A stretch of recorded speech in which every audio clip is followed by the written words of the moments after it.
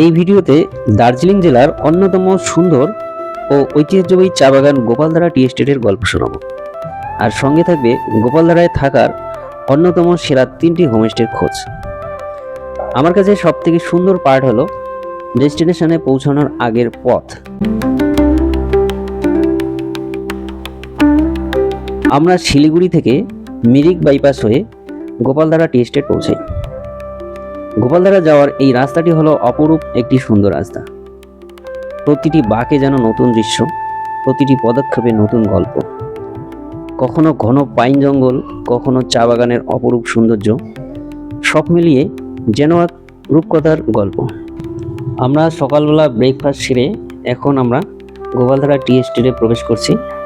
তো Gopaldhara tea estate প্রবেশ করার জন্য অনেকগুলি ফটক আছে, তার মধ্যে আমরা দ্বিতীয় ফটক দিয়ে গোপালধারা টি এস্টেটে প্রবেশ করছি। তো এখন এই গোপালধারা টি এস্টেটের যে সৌন্দর্য সেটা আমরা উপভোগ করছি।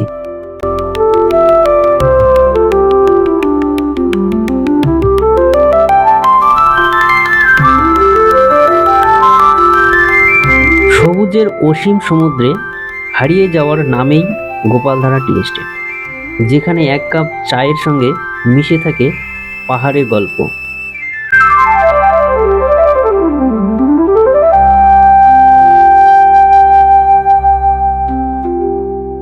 এখানে থাকার সেরা ঠিকানাগুলির মধ্যে নাম্বার 1-এ মাখামালি হোমস্টে।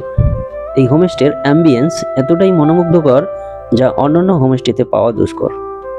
হোমস্টের সামনে সুবিস্তৃত চা বাগানে রোদ ও মেঘের খেলা দেখতে দেখতে আপনার এক দুপুর কেটে যাবে। Number 2, Sangden homestay. এটি গোপালধারার খুব কাছেই নেপালের গুফাপাতাল ভিউ পয়েন্টে অবস্থিত। গুফাপাতাল ভিউ পয়েন্ট এবং হোমস্টের অ্যাম্বিয়েন্স খুবই সুন্দর। Number 3, Thakuri homestay.